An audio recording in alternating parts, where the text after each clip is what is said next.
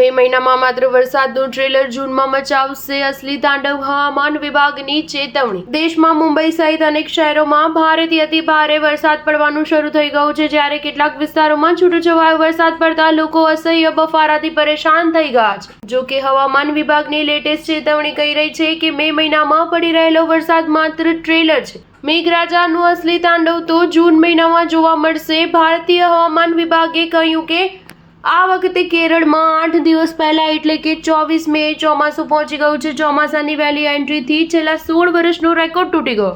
આ પહેલા વર્ષ 2009માં 23 મે ચોમાસાની કેરળમાં એન્ટ્રી થઈ હતી। આઈએમડીના લેટેસ્ટ અપડેટ મુજબ ચોમાસું દેશભરના અનેક ભાગોમાં ઝડપથી આગળ વધી રહ્યું છે। હવામાન વિભાગે ચોમાસાની અંગેના લેટેસ્ટ અપડેટ 2025માં કહ્યું કે આ વખતે ભારતમાં સામાન્યથી વધુ વરસાદ પડી શકે છે, જે ખેડૂતો માટે રાહતની વાત છે।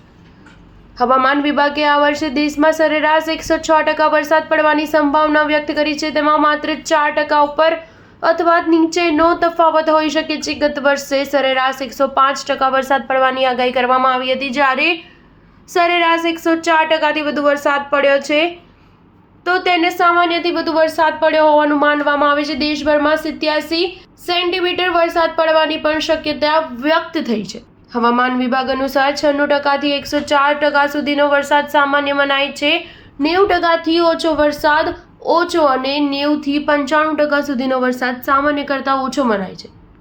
ભારતના કૃષિ ક્ષેત્ર માટે ચોમાસું ખૂબ જ મહત્વનું છે। દેશની 42% વસ્તી આજીવિકા માટે ખેતી પર નિર્ભર છે અને આ ક્ષેત્ર દેશના વિકાસમાં 18% ફાળો આપે છે। દેશના જળાશયો ભરવા અને વીજળી ઉત્પન્ન કરવા માટે પણ ચોમાસાનો વરસાદ મહત્વપૂર્ણ છે। સ્ટાર ન્યૂઝ 7 હંમેશા સચ્ચાઈની સાથે।